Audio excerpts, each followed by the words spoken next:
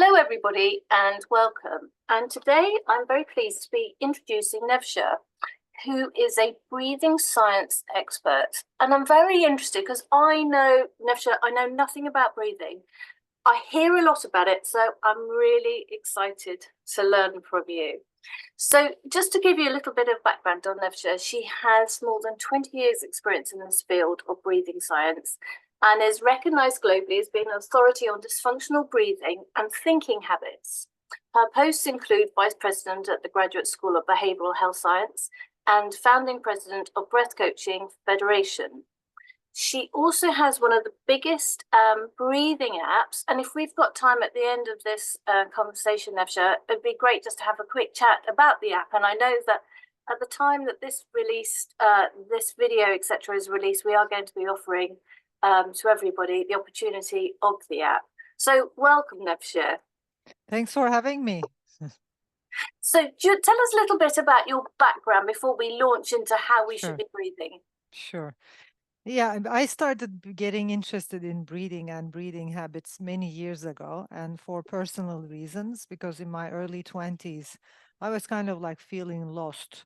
And my background is science, behavioral health sciences as well. And I somehow, because I was also doing meditation, I somehow realized just on my own, just by myself, that I had something like it had to do something with my breathing, like feeling lost, not being able to center myself, my mind, because as you know, many esoteric teachers say, as your breath wanders, your mind wanders. So it's like I realized there was something wrong with my breathing because I was feeling lost. I didn't know where to go. There were too many choices. I wasn't living my life fully focused and centered from within. So it was kind of like I was, rather than living life with an inner inspiration, I was living life with an outer motivation. I was trying to motivate myself. And I had all kinds of judgments in my life about how life should be, what I should be doing, what I had to do, what I need to do, what I ought to do, all these conditionings in my mind. And I was trying to motivate myself into having a nice life and doing everything properly and all that. And it kind of like hit me one day that that wasn't the thing. It's like I was feeling empty inside by doing that. And with my meditations, I started going deeper. And because I realized there was something wrong with my breathing, go I started searching for different breathwork techniques, breathing. I finished the whole process of Art of Living. And then because I then became a yoga teacher, I also was practicing pranayama, yogic techniques. It wasn't enough. So I wanted to go deeper and deeper and deeper. And in the end, I joined the Graduate School of Behavioral Health Sciences and started with the breathing, working with the breathing sciences faculty, started working with Peter Litchfield. And even before that, I developed my own system in breath coaching. I finished tons of different certification programs, and even those were not enough because I wanted to go deep into the science of it. Like I wanted to know, like, okay, these are, breathing practices, breathing techniques, breath work sessions, but what's really happening in these sessions? Like what's happening in my brain? What's happening in to my lungs? What's happening like in my blood? What's going on? Because it has a lot of effects. And many teachers, I think, because they want to stay on the spiritual side of it. They don't want to go, especially like when you look at breathing and breathwork, breathing techniques are mostly practiced by teachers who are more on an esoteric journey, who are more interested in the spiritual or the psychological side of it rather than the physiological. But because of my background, I kept on asking questions which my teachers even couldn't answer because they didn't have the research. It's like I remember 15 years ago when I was still joining breathwork sessions and breathwork retreats and even breathwork facilitator certification programs. Most of my teachers couldn't answer the questions I asked them because it was too scientific and they weren't interested. They were just saying, you're transforming, but like what's happening? Like energy is transforming. I get that, but what's really happening in my blood? in my cells, what's really happening. So because I couldn't find the answers, and the answers aren't out there, by the way, when you look at the whole breathwork industry right now, still the answers aren't out there. So I had to find the answers myself, and I went on a journey on respiratory sciences. I probably read more respiratory science books than a respiratory scientists over the years, and I dived deep into it. And I also started realizing that. So I started realizing and seeing a couple of things. The first thing, we all are breathing differently. The more I work with individuals, I realize we all have different breathing habits and like fingerprints. And the second thing, breathing habits, like all behavioral habits, can be dysfunctional, like postural habits, like tics people have, like, you have some kind, like you have some physiological habits of maybe uh, squeezing your muscles, in your neck during the day when you're in front of the camera or whatever. So breathing habits are just like all behavioral habits learned, and we all breathe differently. Some breathing habits are functional, but some breathing habits are dysfunctional. And what I mean by dysfunctional is the way we breathe might be the reason behind over 200 symptoms. And these 200 symptoms are actually well-known symptoms of hypocapnia and hypercapnia, which are in respiratory science. So it's like in respiratory science, there is a symptom called hypocapnia and hypercapnia, which is basically low carbon dioxide levels or low oxygen levels. When we have low carbon dioxide levels, it's called hypocapnia, and it triggers some symptoms like migraines and headache and anxiety and panic attack, and also some attention deficit problems. And when we have too much carbon dioxide and less oxygen, these happen. When we have too much oxygen, sorry, it's the opposite. When we have too much oxygen, less carbon dioxide, we go into hypocapnia. When we have high levels of carbon dioxide and low levels of oxygen, then we go into a symptom called hypercapnia, and then we feel out of energy, we feel depressed. And when I started doing research in which breathing habits lead to hypocapnia and hypercapnia, I started realizing certain breathing habits do. It's like shallow breathing leads to hypercapnia, over breathing leads to hypocapnia. So it's like I was the one who kept on researching and kept on looking at people's breathing behaviors, trying to understand, what's happening there, like which breathing habit causes what. And I work with capnographs, and then with Peter Litchfield, with capno trainers, and then we started working with the breathing sciences faculty, with all the, physiotherapists and breathing sciences out there. And we developed an analysis system over the years. I did research personally. I did research with over 40,000 people. So I gathered all the data. I had over 40,000 people in my seminars, webinars. It's kind of like my journey I'm Turkish, and I started this whole thing in Turkey.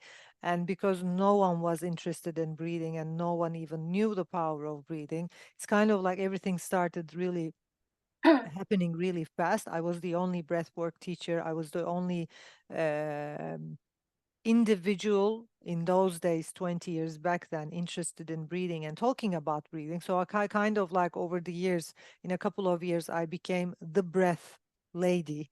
People would stop me because I was in TVs, radios, it grew so fast. I would have over 200 people in my seminars, retreats, over 300 people, over 1,000 people. I would do lectures with over 1,000 people. I was invited into, universities to talk to doctors. I was on newspapers, TVs. I was everywhere in the first, Yeah. especially 10 years. And that gave me the opportunity to gather all that information from 40,000 people and really truly understand what breath is all about. And I don't know anyone right now in the world who has all that data and who gathered all those information about breathing habits. This is kind of like this. That's why this is my specialty, and that's why I'm called like one of the few authorities in this field. And as I worked with people, I also saw that I also started seeing that breathing and working on our breathing habits is one of the most important things in life, because the way we breathe affects our body fluid chemistry instantly. It's like people eat healthy, try to exercise every day, try to keep their respiratory physiology and also body fluid chemistry stable with some exercises. But if you have a dysfunctional breathing habit, you can't. It's like you have to go deeper into that and work on that. And that's why we developed a system called breath analysis, where where we analyze people's breathing habits. And we have the analysis system on the app as well. People can download the app, analyze their breathing, and go on a customized journey. That's why, in my experience, I have been leading people into functional breathing habits, leading people into analyzing their breathing, and then leading them into um, working on their dysfunction, whatever is dysfunctional with their behavior habit, and then change that. And with that, they were able to heal and ease more than 200 symptoms, which kind of like feels like a miracle. Yeah, well, we'll go on to some of those techniques, and it's interesting, isn't it? Because we aren't taught how to breathe. It's just assumed we all know how to do it. We're actually taught how to walk. We're aided, but we're not aided as how to breathe. So I'm sort of not surprised that somehow it seems to have got missed, doesn't it? In that, actually, let's Yeah. analyze. And and I think you're right, and you've been in a very fortunate position to have managed to have collected so much data that you can now, and obviously that takes a long time to start analyzing it and putting various equations into, well, what if, and whatever. So just very quickly, before we go into looking at techniques for people that have concerns and chronic conditions, what are the benefits? So if you are taught how to breathe properly, what are the benefits that one would see? So first of all, like I said, if we have any dysfunctional breathing habits, we might be experiencing a lot of symptoms. So what I can say in general is that if you have a symptom which doesn't have an organic reason, for example, you're having headaches and migraine, and you went to doctors, and there is nothing wrong with your brain, there is nothing wrong organically, and there is no reason why you would have a migraine and headache during the day. And doctors usually say, and that happened to my mom, that's why I know the whole process. We went to probably over 10 doctors, and they were all saying, there is no organic reason. It's like, just try to stay calm, try not to stress yourself, do some breathing exercises to calm yourself down. We don't know why. It's probably psychological. So if listeners or people who are watching right now, if they have symptoms like panic attack, anxiety, migraine, headaches, body pain, chronic fatigue, chronic pain, attention deficit problems, ADD, ADHD, like learning disorders, and there are no organic reasons behind it. It's like you can have a learning disorder or learning problem, learning issue because you have a problem in the brain. It's an organic problem. So I'm not talking about that one. Or you might have, again, problem in your, I don't know, muscles, or maybe postural something. That's why you have pain. I'm not talking about that. If you have a problem, one of those problems, and you know that there is no organic reason behind it, and if doctors are just saying this is psychological, that just try to calm yourself, this is due to stress, 99% of the situation, it's due to your breathing habit. Because even stress is due to your breathing habits. We are stressed because we're breathing wrong. And that's why all the meditation apps out there, all the meditation teachers out there, they start with breathing, because to relax you, you need to start with your breathing. You need to relax your breathing. So the problem, the real problem, the core of the problem is your breathing habits. If you didn't have those habits, you wouldn't be stressed. Look at children. Why aren't they stressed? Why are adults so much stressful and we have more pain and muscle pain and all that? Because we've been building dysfunctional breathing habits. And the most amazing thing is, it is already written in respiratory science books. It's like respiratory science and respiratory scientists are already aware of this, like hypocapnia equals to anxiety. low carbon dioxide levels immediately. The moment you lower your carbon dioxide levels, you start feeling anxious. And anxiety is not a psychological problem, it's a chemical problem. It happens because we go too much alkaline and our body freaks out. Because if you go too Right. alkaline, you can die. So you start feeling anxious and you can't breathe and you feel stuck. It's like feeling out of breath, not being able to breathe, panic, anxiety. These are all well-known symptoms of hypocapnia, as well as migraine, as well as headaches. So if you have these symptoms, if you feel out of breath, if you feel you have a breathing problem, if you have too much pain in the body, you probably, if there is no organic reason behind it, you probably are breathing dysfunctional. So that's one thing I can say. Right. So I mean, I'm sure that you see people, who've identified they have a specific problem, or you find people that they can't identify exactly what's wrong with them, but they know there's an issue. Do Mhm. you start people off on the same pathway of breathing techniques, or do you have, so I've got anxiety problem, or I've got a headache? Is there a different technique Of on those course, yeah, issues? exactly. There are different techniques, and that's why we built an algorithm, breath analysis on breath up, because basically I would like to share my work, my researches, and the formulas I came up with as many people as possible.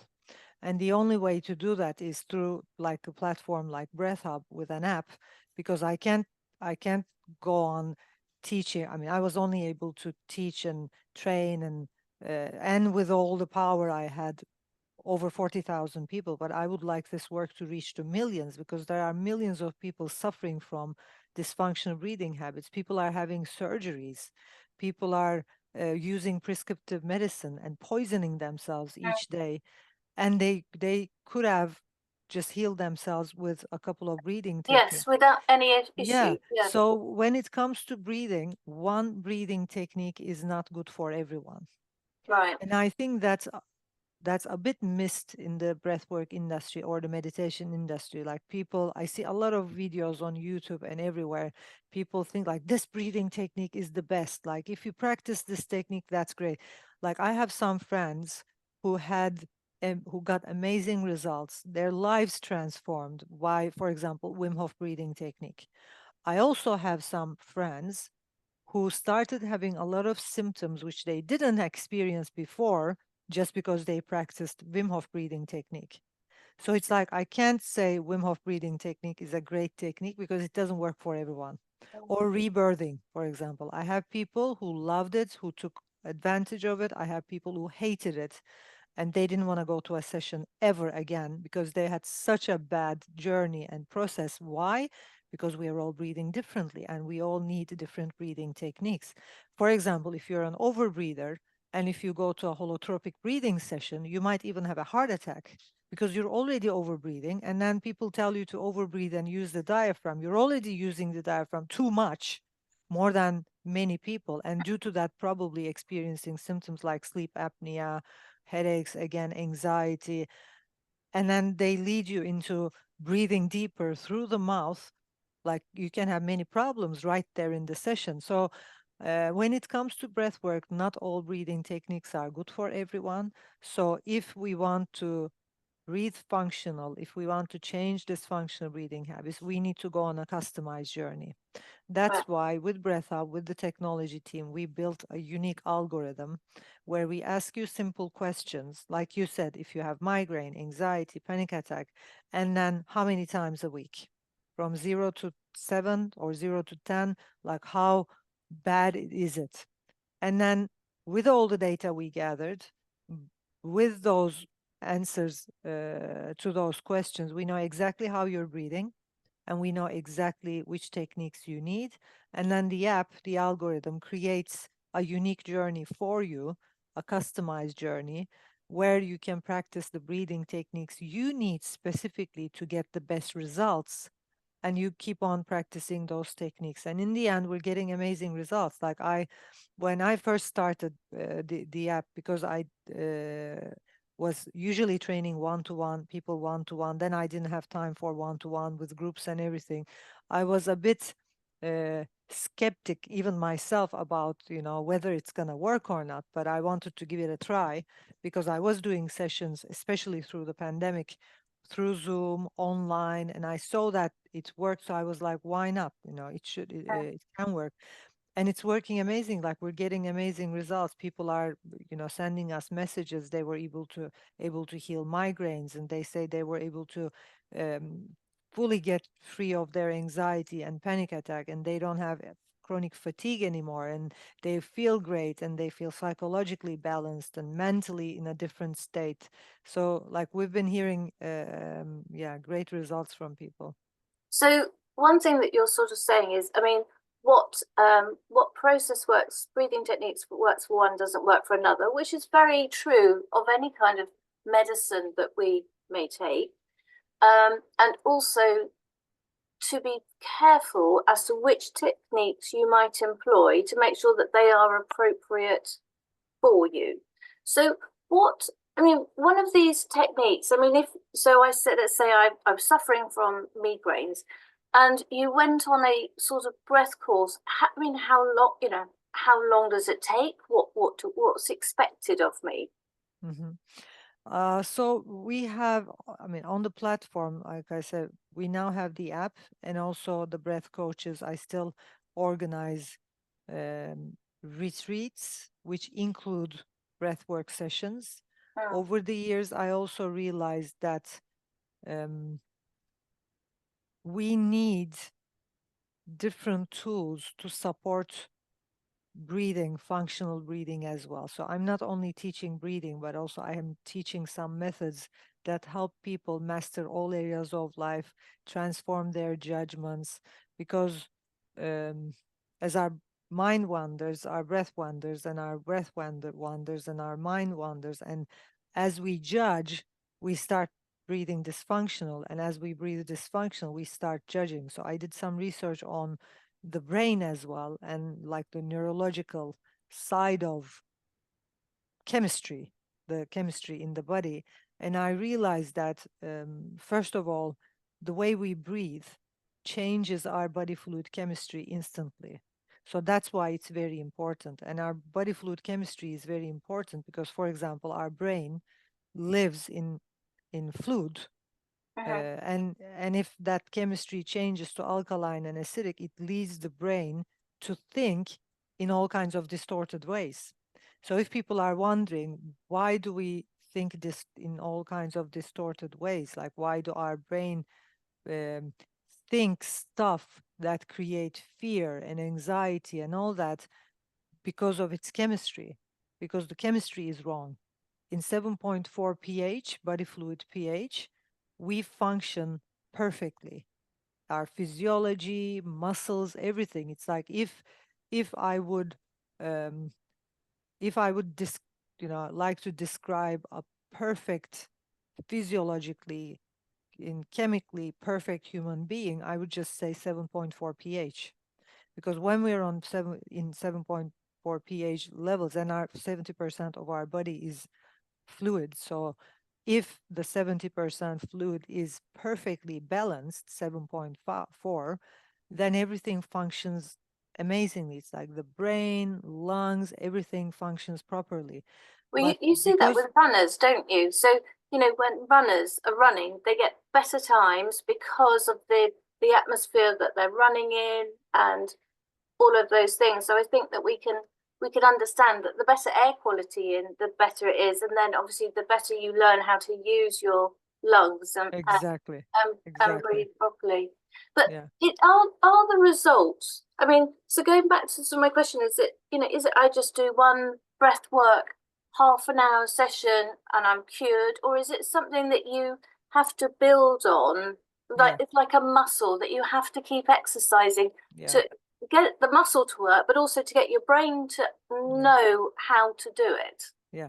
So I'm gonna just simply explain it with some also examples. Hmm. For example, there are some people, and I was one of them, who with the experience of their lives, because why we learn breathing habits, if you ask why do people learn dysfunctional breathing habits, to cope with life is the answer. It's like to cope with certain emotions. Sometimes life is too much, even love can be too much, and we start breathing shallow. Or sometimes we want to boost our self-confidence, we you start using the diaphragm more than we should to Or you boost puff yourself confidence. out, don't Puff you? yourself, yes. Sometimes, for example, you need energy. You have to work that day 13 hours, Mm, and you start breathing, which you start breathing in a way which can give you more energy, which can help you perform better. We call it the performance breather. And so there are some reasons behind dysfunctional breathing habits. They just don't happen, yeah, they just don't happen instantly. They just happen over the years, and we don't realize it. We do that unconsciously, but we build those habits. mm. So imagine you're a shallow breather and you learn shallow breathing because in your childhood life was too much, and you wanted to shallow it down. You didn't want to feel everything that was happening around you, and you learned a shallow breathing habit. And then over the years those habits get worse. And if you're, for example, a shallow breather, over the years at one point you lose your capability, ability to breathe deep, and that causes a problem. Why? Because, for example, during sports, you are running, your body is releasing too much lactic acid, and the respiratory reflexes kick in and tell you to breathe deeper so that you can compensate that acid in the body by going alkaline. But if you can't breathe deep, you won't be able to continue doing sports because you're going to feel out of breath, you're going to feel like you're going to faint, you're going to start experiencing the symptoms of acidity Mm. just because you couldn't breathe deep. So that's the problem. So what I'm saying here is some people, if they are breathing shallow, lost their ability to breathe deep. Other people, if they've been breathing too much, using the diaphragm too much, they lost their ability to shallow it down. Some people are fast breathers. They lost their ability to slow their breathing. And some people are slow breathers. They lost their ability to breathe fast. And those people usually are overweight people because if you breathe slowly throughout the whole day, your metabolism slows down as well and you start gaining weight. You gain weight more than other people. So it's like we changed our breathing unconsciously to manage life, but then we had to pay a price. And then we kind of like, if you're breathing in a certain way and have a dysfunctional breathing habit, just because you can't do the opposite. For example, if you can't breathe fast, there are times we need fast breathing. For example, you're going to probably lose a lot of opportunities because sometimes life demands that you be fast, like decide fast, act fast, even, for example, to catch the bus or something. From little to big opportunities, you need that fast breathing, fast decision. So, because breathing affects everything in our body, in our chemistry, in our mental state, if we have a dysfunctional breathing habit, that means that we lost our ability to do the opposite. Yeah. And we're missing that part of life, and that's creating health problems, that's creating relationship problems. I mean, imagine, and I was there, like I said, in my 20s. Imagine someone who's breathing shallow and they can't breathe deep. Imagine someone who's breathing shallow and fast. It's like you're literally on the fast lane in life, you're breathing shallow, which leads to not being able to open up and not being able to get intimate. And I had that problem many years ago in my 20s. I kind of like, even though I wanted, I couldn't open up and I couldn't get intimate with people. And I was having all kinds of relationship issues. Then, for example, my breathing changed with deep breathing. So session by session, it didn't change overnight because I was breathing shallow for 22 years or I was breathing shallow for 18 years. It's not going to happen overnight. I won't just practice one technique and it opened up. It's not that easy. I kept on practicing day by day, little by little. My breath started opening up, like getting deeper and deeper and deeper. And then in the end, after a couple of months of working with my breath to deepen it, with the breathing techniques I needed, I was able to breathe slower and I was able to breathe deeper, which led to being able to get intimate with people, mm, being able to let them in and open up. So that's like one example. And then the opposite is also true. Imagine you just learned, and there are people who have diaphragmatic breathing habits. They're breathing too much in the diaphragm. They are over breathers. They are overdoers. They overwork and overdo everything. They are performers, and like they live a high performance life. And with them, because they lost their ability to slow down and shallow it down, then they need all kinds of, for example, sleeping pills to be able to sleep. mm, Because if you can't shallow down the breath, slow it down, you can't relax and you can't sleep. Or when you fall asleep, then because you did breathe a lot throughout the whole day, your system shuts down and then you start experiencing sleep apnea. So it's like, and then those people, opposite of the people who have shallow breathing habits, need to work with slowing the breath and shallowing it down. Like if I kept on practicing, for example, the breathing techniques that were taught by my meditation teacher, like shallow it down, let it go, I wouldn't probably have health, even health. I mean, probably even 1/10 of what I have right now in my life. I mm, wouldn't be able to succeed in any area of life because I didn't have the energy. If I kept on doing that, like shallowing it down, I was already shallow. Relaxing the breath, I was already too relaxed during the day. You mm. know, I didn't have the energy. I probably wouldn't be able to do half of the things I did today. So I It's fine. needed It's that pump up, yeah, breathing, deep breathing. And with people who are already deep breathing, they need the low yeah. energy. They need It's that fine. It's finding relaxing. the balance. It's finding Yes. the right Yeah, balance, and also being able to identify that within yourself.